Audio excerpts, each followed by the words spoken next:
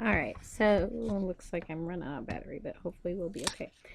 Say I want to do an arc length problem, and I kind of want it to be more an application. So you actually know the arc length, and you know either the radius or diameter, depending on the problem, and you want to figure out the angle. So if you do this with the formula, theta times r equals s, just remember that theta is radians, so just be cautious of that.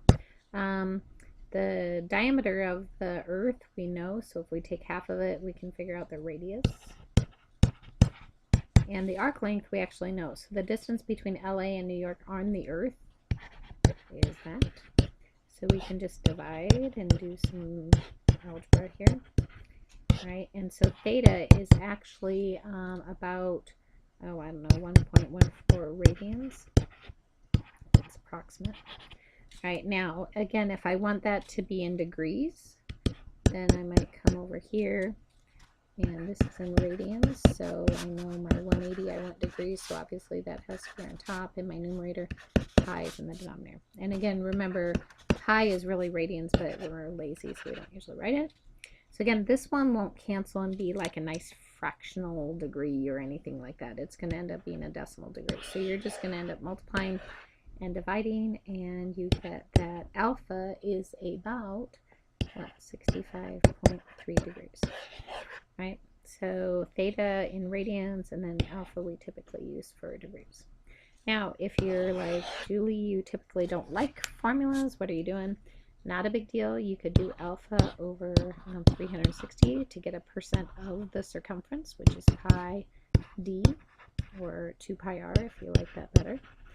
So there's my diameter if I double it. So there's my circumference, percent of it. And again, you're going to go ahead and multiply and divide by these. I have to look at my calculator really quick here. So when I did that, what did I get? 68.9405 alpha.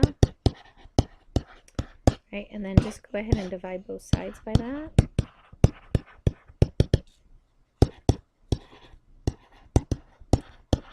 Alright, those will cancel. And so when I divide that out, I actually get, again, 65.3 degrees. Okay, that time it actually comes out in degrees. And then again, if you want to convert that, you might want to use a little bit more of the actual answer. But then you would take that times, you want to cancel degrees, and you want to get radians, so the units will cancel. And again, you'll end up getting the whatever, 1.14 radians. All right, so that's just a quick example of how to use arc length to maybe solve some type of story problem.